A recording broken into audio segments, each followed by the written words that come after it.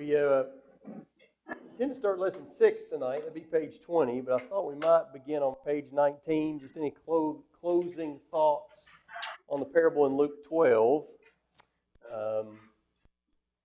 Probably covered that adequately on Sunday, but did get a little cut off there at the end. If anybody had any additional thoughts, we'll start there on 19, then quickly go over to lesson 6. Talks about when things go wrong in transactions and what do we do about it. So before we begin, Robbie, do you mind to say a word of prayer for us? Our Father in heaven, thank you for this day. Thank you for the rain that fell today. We did it badly for this opportunity to learn more about our ability to gain wealth and just our ability to use that and to your glory. We just pray that we understand that all is given by thee, and you've given us all that we have. And in this world, we are so materially blessed, and we just pray that we, again, use it to further your kingdom. Michael and his bonus to teach this class and do come this night. We all our brethren who are not here tonight, maybe because of sickness or just being out of town. We just ask you to be with us as we leave this place tonight, and let us always let our light shine. So for Christ's name.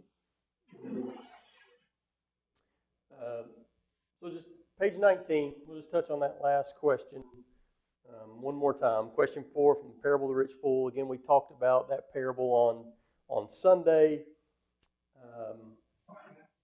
The difference between how the world might see our main character and the way that Jesus describes him. And then his end and what went wrong. So ultimately the question 4 is, what conclusions about possessions do you take from this parable? And I don't know that we answered that question directly. Anybody want to share what they thought for question 4? What conclusions about possessions do you take from this parable?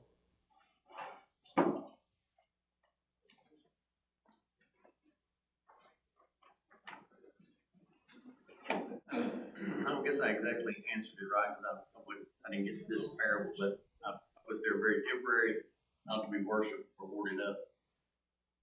Okay, agree with all that. They're temporary, not to be hoarded up.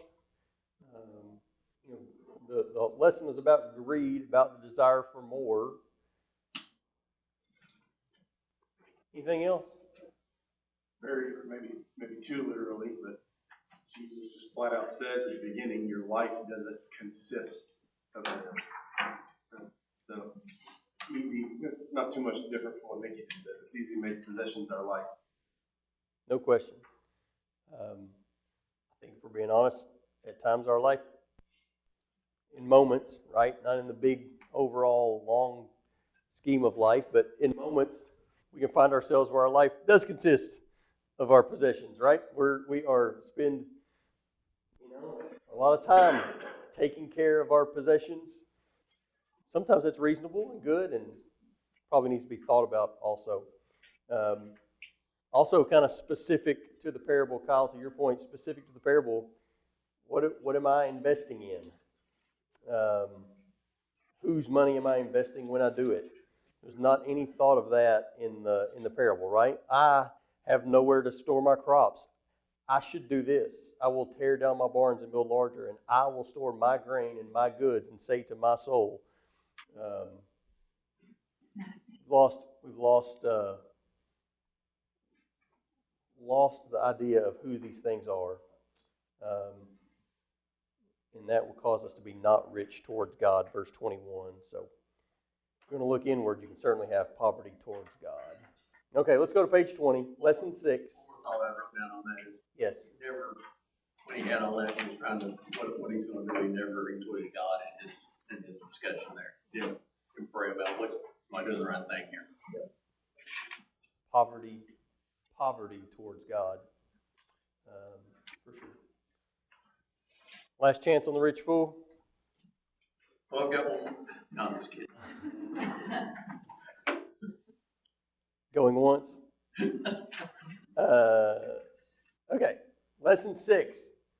So it's pretty interesting that Scripture gives specific examples of ways that transactions, kind of everyday economic transactions, can be handled dishonestly or can be handled wrongly. And so I know it seems a little bit odd maybe to talk in a Bible class setting about like secular transactions, but we're going to do that. We're going to do that for at least for one class, because I think this is where this is hyper practical, and I hope that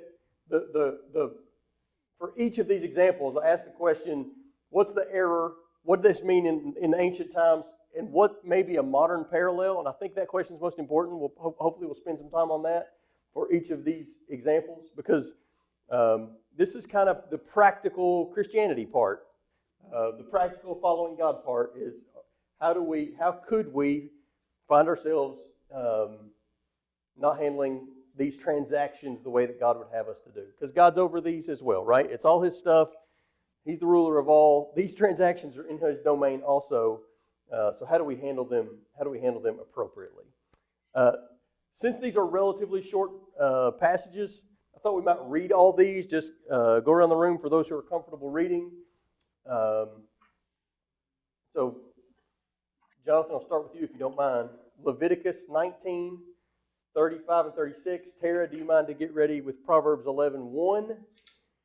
Holly, do you mind for Proverbs 16:11? Kyle, Proverbs 20:10. And Jax, looks like you're going to win the long one. Micah 6:9 through 16. And so all these, I hope, have a common thread. Let's see what we got. Leviticus 19. You shall do no injustice in judgment and measurement of length, weight, or volume. You shall have honest scales, honest weights, an honest ephah, an honest hin. I am the Lord your God who brought you out of the land of Egypt. Tara. A false balance is an abomination to the Lord, but a just weight is His delight. Holly.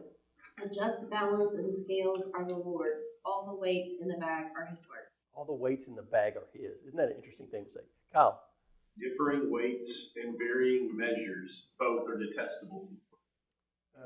And Jackson, before yours, just one more that I should have added. Dad, you care to look up Deuteronomy 25, 13 through 16. And everybody can add that to your list if you'd like. Deuteronomy 25, 13 through 16.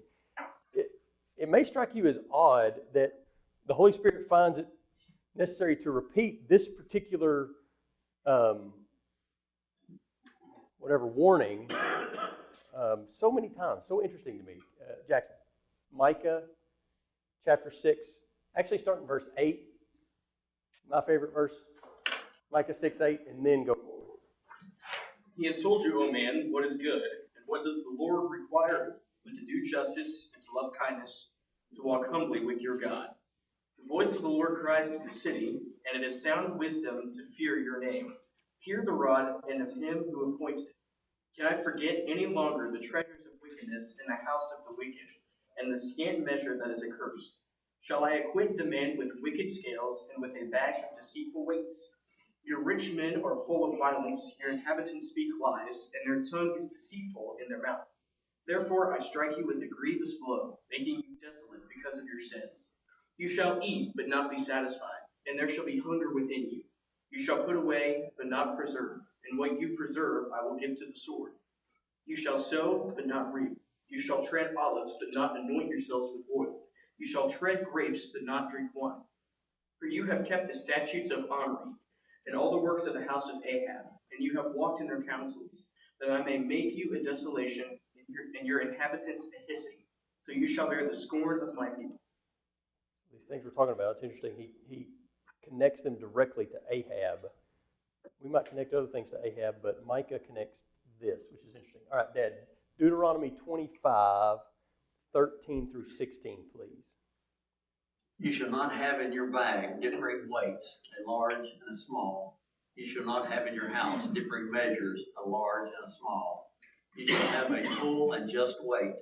You shall have a full and just measure, that your days may be prolonged in the land which the Lord God gives you. One more. Please. For everyone who does these things, everyone who acts unjustly is an abomination to the Lord your God. My version in verse 16 would say, all who act dishonestly are an abomination. That's a strong word. God doesn't use that for everything, but he does say here, they're an abomination to the Lord your God. Again, the number of times this shows up in Scripture, I think it's just interesting. So let's go through. If we answer these questions, question 1: what is the error? What's the sin being warned about here?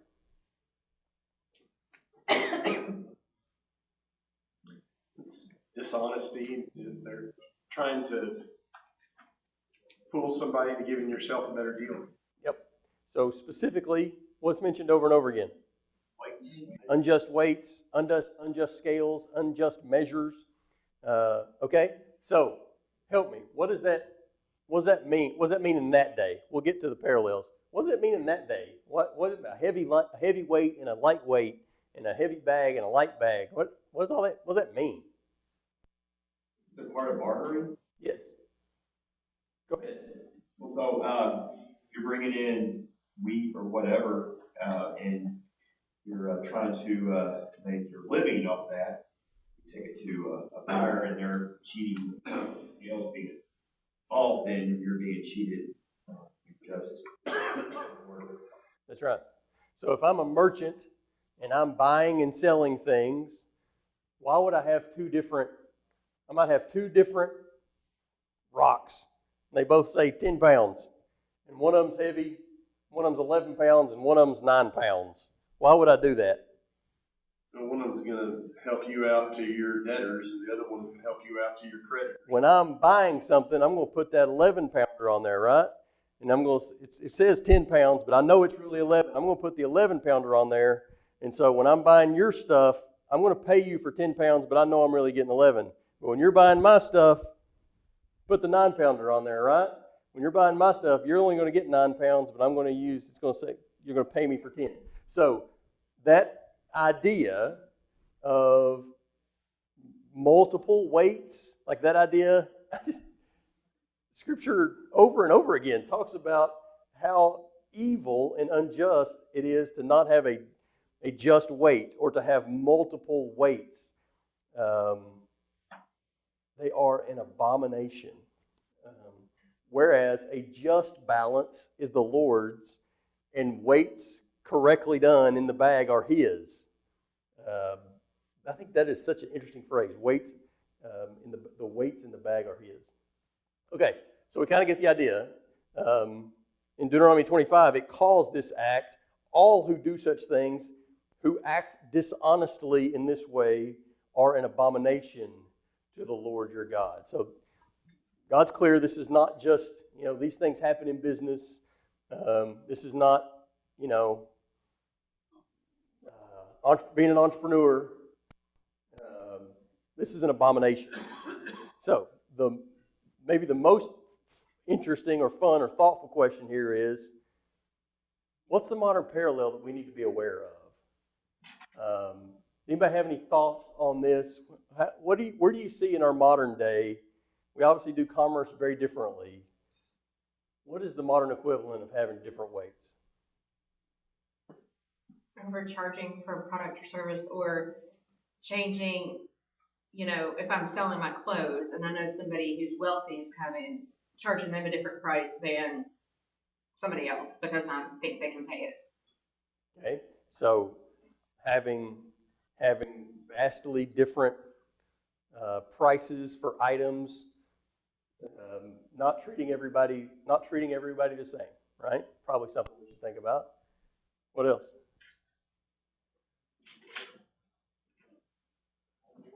Advertising something is slightly used when it's really, really used. Yeah. So ultimately, that's what this is all about, right? Is again, back to our example, it is the portrayal of selling one thing, 10 pounds, but in reality, providing something different. How many different ways can you think that can happen in the model? I mean, there's any number of ways that happens in the model world, but it's portraying that you're doing one thing, but what you're actually providing or what you're actually buying is something else. Whether that is rolling back of the odometer or the bait and switch, right? Show one thing but sell the other thing. shrinkflation, the same price Snickers bars now a little bit shorter, right? We get mad about that. I get mad about that. Yeah, we said that a lot. We used to be 16 ounce, now it's 12 ounce, but we have to chase the price. That's right. Even down to hidden fees or like hidden contract language or things really designed to obscure the reality of the transaction. Moving the goalposts.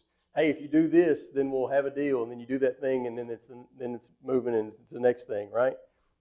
Again, saying that this is what you're getting, but in reality, it's something else. I think that is far more relevant and modern than we might first think about differing weights. Any other thoughts there? It is essentially a question of honesty. And it is, obviously dishonesty is an abomination to the Lord, but it's also really bad corruption of trust just in the transactions that you're a part of. Can't trust what you're buying. Yes? At least in the Leviticus passage. I was just trying to think about these verses. Like, who are they aimed at? Is it just the people who sell?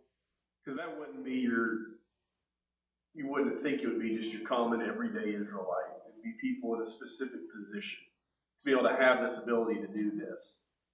But in the Leviticus passage, he goes back, if you go back just a couple verses, he speaks about strangers residing in your land. And I'm just wondering, if you think about it, they're taking advantage of people that just don't have any way to know. I mean, if everybody's got the 10-pound rock and you throw yours down there and it's 11, they're going, no, that don't feel. And they can argue with that. They can try to make that straight. Bring their own 10-pound rock. Right. So why don't we test that with mine? But the alien that doesn't have a clue what number we've settled on, maybe they use a 5-pound rock there. So they don't even know how to begin to. It's kind of a sense of the helpless. Yep. Taking advantage of the helpless. I don't know how that squares into. I mean, everything that we're hearing that we've talked about seems to be ways that people cheat us.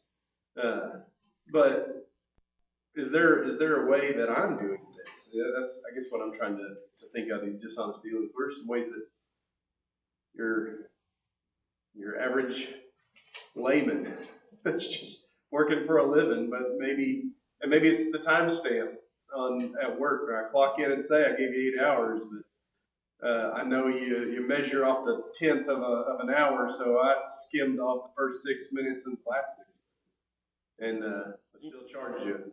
Yeah, for sure. Or clocked out late, clocked in early, right? Those kind of dishonest. Again, here's what I said I gave, but here's what I actually gave.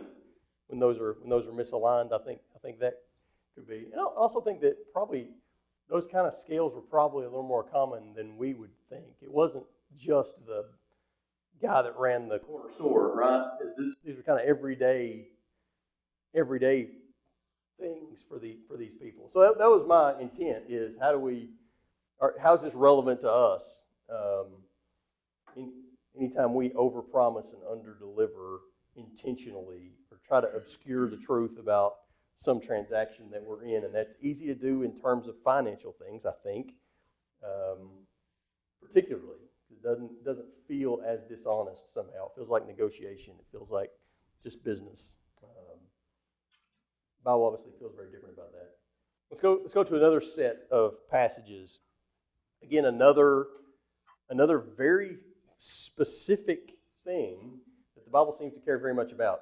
Deuteronomy 19:14, if you don't mind. Madeline, if you don't care, Proverbs 22:28. Ron, Proverbs 23:10. And Hosea does not look like that's the right. Yeah, it is. Hosea 5 and verse 10. Seth, if you don't care. Darren? You shall not move your neighbor's landmark, which the men of old have set, and the inheritance that you will hold in the land that the Lord your God is giving you to possess. Thank you. Eileen? He who sows iniquity will reap sorrow, and the rod of his anger will fail. I gave you the wrong one.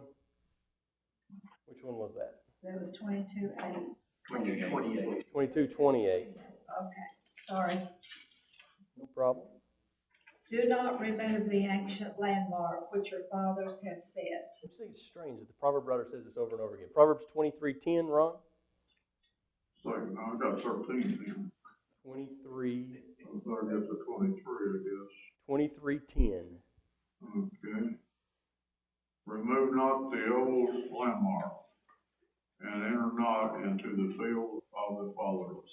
So this is one I was thinking of a minute ago, Kyle, when you said tying this to the helpless. This is specifically seemed to be tying to taking advantage of the helpless or the weaker. I think this comes across in Hosea also, Seth, in your verse in Hosea 5 and verse 10. The princes of Judah act like raiders, steal the land, overwhelm my anger like water of floods. Who steal the land. Some versions say who move the landmark in that verse. Okay, so question one is, what is the error? What is the sin? I'll do that one. It's every one of these verses says, don't move the landmark. Okay, so what did that mean in that day? Don't take somebody else's property. How would you do that? Well, if this is the landmark and everything on the left side is yours and somebody else on the right, you just move it right. You don't have to do very much, right? No. You don't have to do very much, steal a little bit of land. In fact, you only probably got to do a foot a week. 50 weeks, about a year, you've acquired quite a lot of property, right? Just got to move it a little bit. This might have been an ancient problem, but as a former surveyor, you'd be amazed how many landmarks have been moved. That's interesting. Yeah. So, talk about that a minute. Well, what do you do when you find that situation as a surveyor? Well, you can't prove other than the problem with old surveying was that it was not nearly as accurate as what we have today with GPS. Yes. But you would look for proof of maybe a stone or something that had been set, and then something else had been set somewhere else, if you could find anything. But then basically you got to get the two parties to agree to where the line's going to be. Yeah. If you can't prove where it used to be, but you could have a bearing distance that goes to one point, and the corner may be 50 foot the other way somewhere. Yeah, and somewhere along the line, somebody. And it could have been that the landmark was moved. It could have been that the survey was inaccurate. Right. It's a real problem. Yeah, that's interesting. So, again, ancient problem. We certainly see in more modern times, property is valuable. The desire to have a little more property, move the landmark a little bit at a time. It's incremental, it's deniable, and over time you get more stuff. Okay? That's interesting. Again, the Bible is very clear about this, that this is a detestable thing. The raiders, it didn't say that in my verse. I thought that was so interesting language. Can you read that one more time, Seth, in Hosea 5 and verse 10? No, you're fine. Your version was interesting. Okay, the princes of Judah act like raiders, who steal the land, overwhelm my anger like water of floods. Yeah, act like raiders. By the way, the princes of Judah, so we're talking about people who have some power and authority. They act like raiders. My version says they're those who move the landmark. Okay, so is there a modern equivalent? How can I be moving the landmark? That's what Ron said. People still do the same thing. Okay, so you can literally take the stake out of my yard, and I really would like it more if it was behind that tree, and I could just move it. I gained a tree. Okay, that's one way. What else? Well, there's, ways to get where property is, you know, if you're gonna build a fence, you build it a little bit more over here. Sure, Fence, sure. Exact same idea. it happens a lot out in the country. What else? Any way to do this in things other than real estate?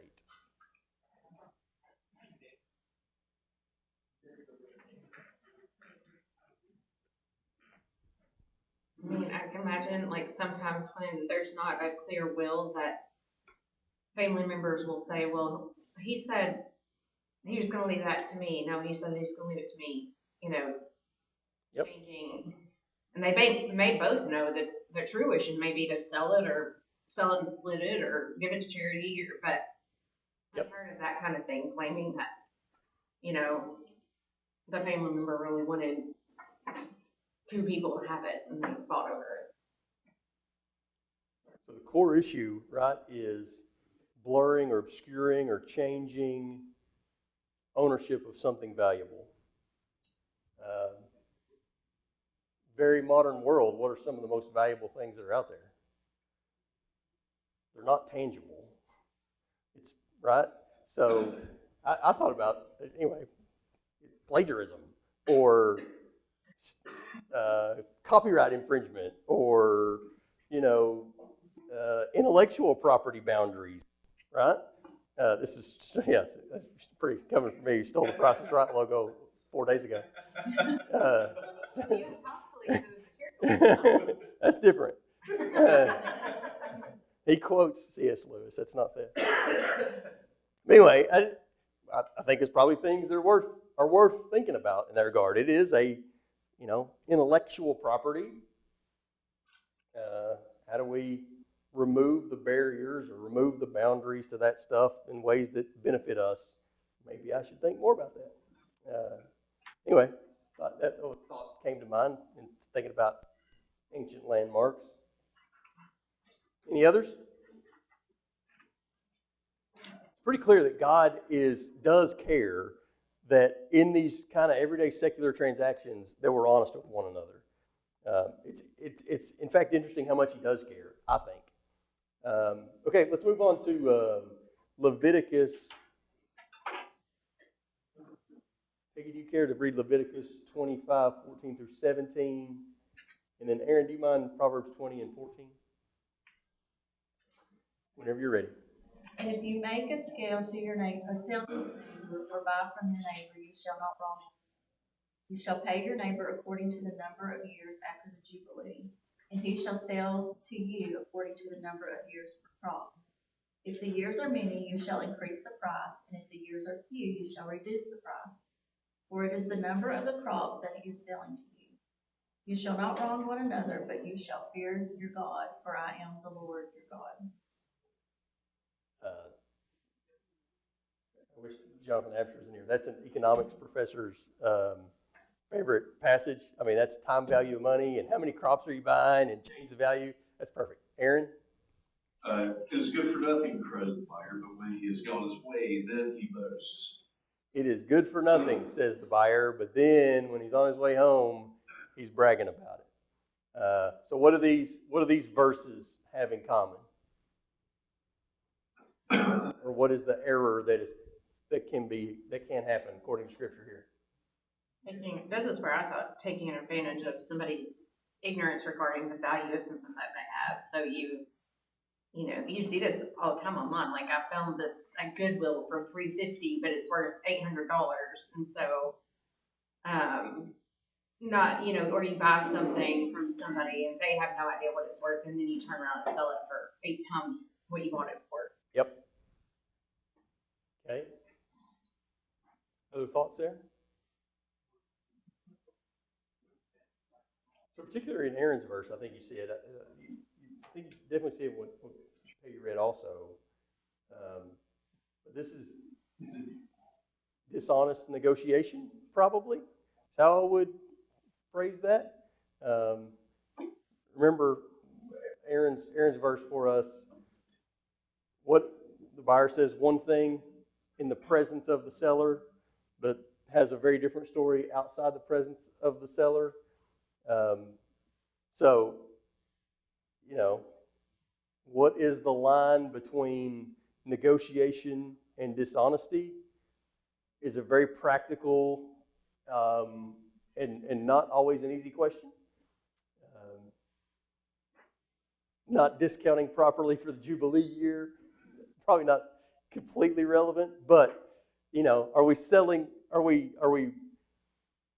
negotiating in good faith and negotiating honestly?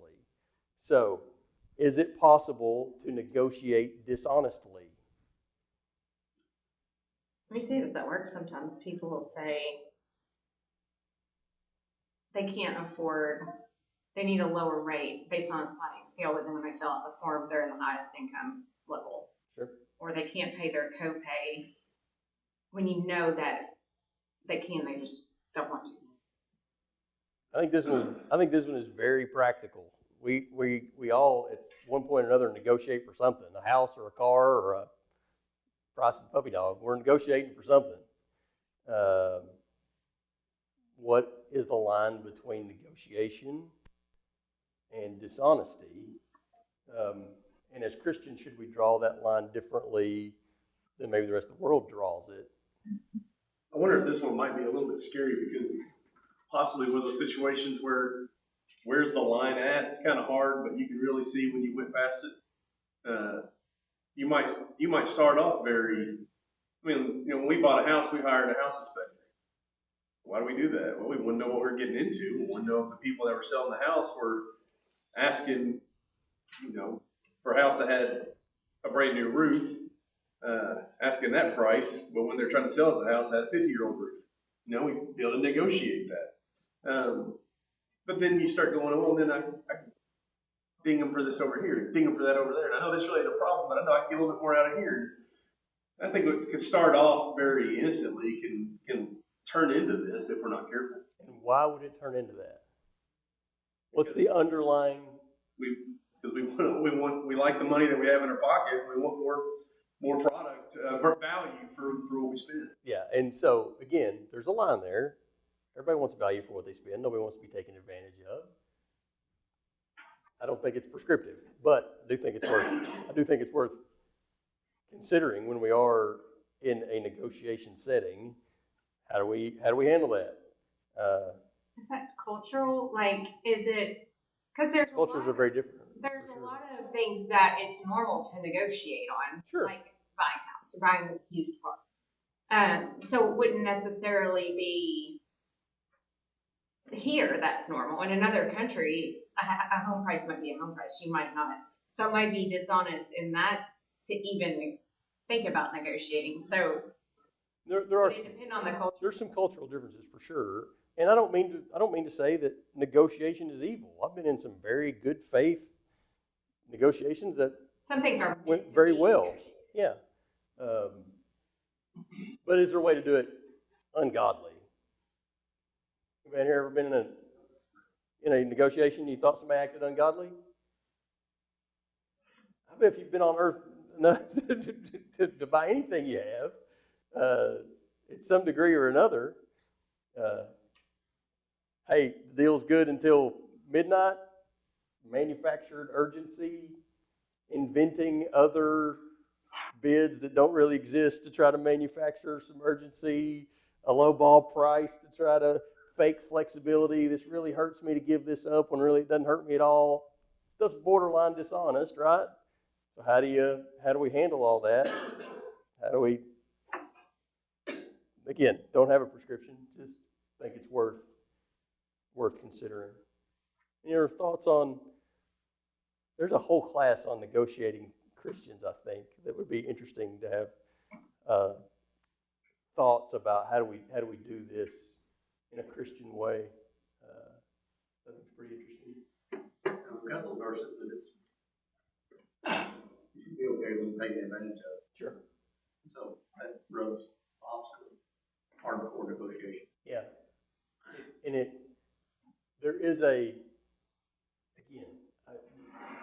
negotiating is not evil.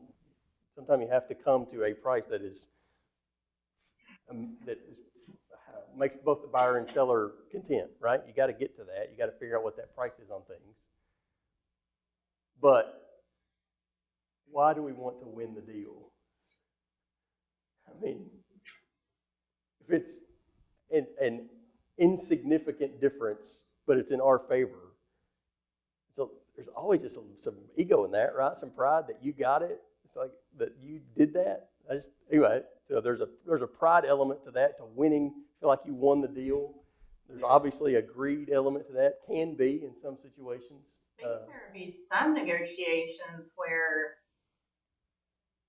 not negotiating would be bad stewardship. Like some of the, you see these bidding wars on houses and they pay hundreds of thousands of dollars more than the house is worth just to win the deal.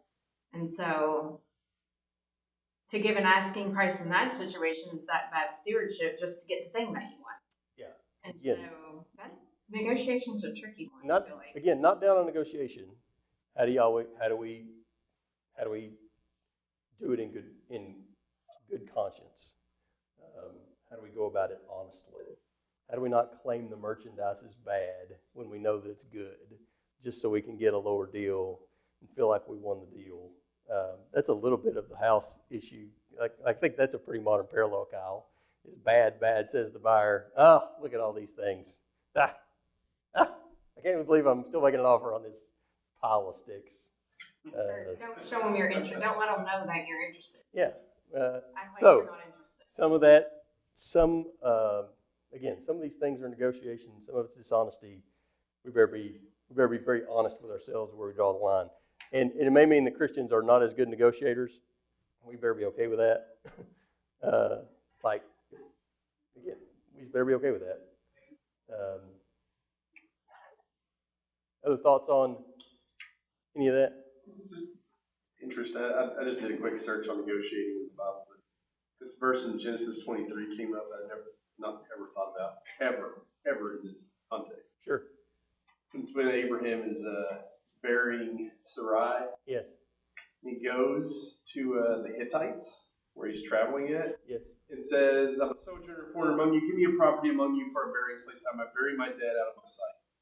All right, so I'm gonna acquire some land from you. There's some urgency. Definitely getting ready to look at a potential negotiation. They say, "Hear us, my Lord, you are a prince of God among us. Bury your dead in the choicest of our tombs. Nothing of us will this tomb to hinder you from burying your dead." These are not good people either. The Hittites. I mean, this is not God's people. And very deferential for some reason. They don't try to negotiate at all in that. And I'm not sure that that's it's not a one-to-one that we should just never negotiate, but they look at him, they obviously see something about a deity of some sort, potentially Yahweh, but and they just go, you know what? You go take what you need to take. Show somebody that's not, overvaluing their stuff. They are recognizing there's some things that are more important than what we own. And I do think that I don't know if this is tangent to what you said there. I think this gets even more challenging when it is with a brother. Then you've got all kinds of influence and example issues in play that we should be thinking about. Anything else? The fun part of negotiating is when you're traveling and you go to some of these tourist traps and you know everything there is priced 3 or 4 times what it's actually worth. Yes. If you were a Christian working in one of those shops, could you, in good conscience, price stuff that much higher? I mean, yeah. I found that you could buy a piece of jewelry, for instance, in St. Martin for somewhere between 28 to 33% of what the markup price is. Yeah. And you see people come in there and pay the full price. Yeah. And you know they're getting half. Yeah. But until you learn all of those crazy things, I mean, it's not any different today's world than it was back then. Agreed. I do think it's interesting. Tara noted some cultures there that you're dealing with people from different cultures, and you know we do in our line of work occasionally. The way people negotiate is different, and the expectations of how negotiating goes are very different. So yeah, how do you? Expect you to, Correct. Yeah. but they're happy if you don't. Of course. Yes. Of course. Okay. Let's at least get through these. Let's get through D. E goes pretty quickly, and maybe we'll save section 2 for next time. So section D, Elijah, if you don't care, Leviticus 19:13. Sharing the Bible. You got Matt. Can you do Jeremiah 22:13 through 17? Karen, Malachi 3:5. And we've already read James in this class, but Robbie will do it again. James 5:1 through 4. And these, again, these have a common thread as well. Go ahead. Leviticus 19:13. Yes. You shall not oppress your neighbor or rob him. The wages of a hired worker shall not remain with you all the night until the morning. Okay, Jeremiah 22:13 through 17. I'll try to read this, but I don't know that. Well, we can skip on. Woe to him who builds his house by unrighteousness and is separated by unjust. To make his neighbor serve him for nothing and does not give him his wages. That's good. That think it's the core of it.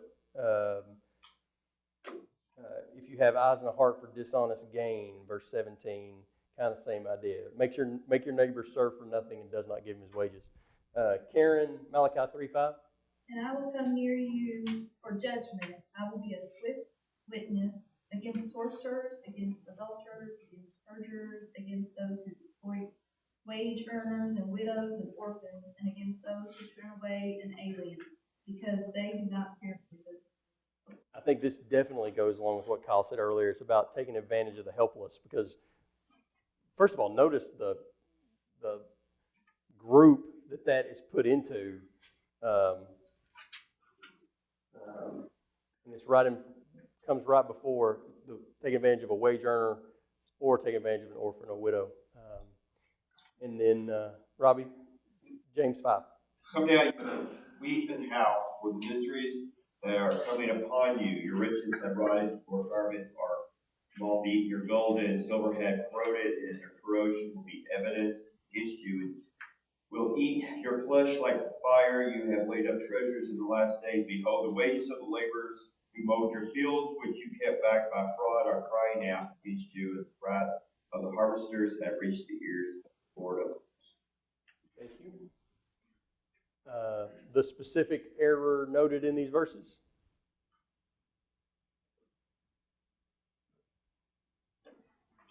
Having people work for you but not pay them. Okay. Holding back wages. What do you think that meant in that day specifically? I guess they got paid that evening, and when they got finished, they were handing the money. Kind of day laborers. You kind of see example of that, right, in some of Jesus' parables about day laborers and those who are hired at different times of the day. So, and there's an expectation, right, if you're in that line of work, that you get paid at the end of the day. But apparently there was a practice of some, just because they could, do what? At least hold it overnight, maybe longer than that.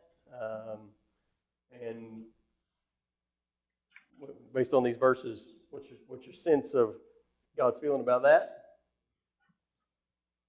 Darren just get paid every 2 weeks. We'd like to talk to you about that. What I have written down right here says, how do I feel about waiting 3 weeks until payroll? You know, I have thought about that, and we've certainly got some people who are kind of entry level, paycheck to paycheck folks. They start on the beginning of the week or the beginning of a payroll period. Anyway, we ought to be thinking about it. That word in Leviticus 19, though, sometimes it's in Numeric Standard it's press, but King James Version calls it defraud. The LED calls it exploit. Yes. I don't think it's, I think that helps paint what's going on here. This is a specific action that is done to try to get free work out of something. Yeah, I think so too. It's somebody being exploited, being taken advantage of, not being given what they were promised. Seen a Christian hire a Christian to do a thing, so I hired Thomas to do some electric work, and then I get mad when I get his invoice. He should have done that for me for free because we're Christians, Yeah. expecting it on the other end. Like I should. How dare he charge me for his service because I'm his Christian sister? Like I've seen that happen before. Yeah. Not wanting to pay, which Transactions with brethren, we'll talk about quite a bit next time. So we'll talk about section 2 next time. Sorry, I didn't mean to cut you off, but talk about section 2 next time. And we'll see what we can do about getting you boys some kind of payday loan. We may have another class about that, actually. All right. Section 2 next time, and we may also get into the beginning of lesson 7, so you can start lesson 7 also. Thank you.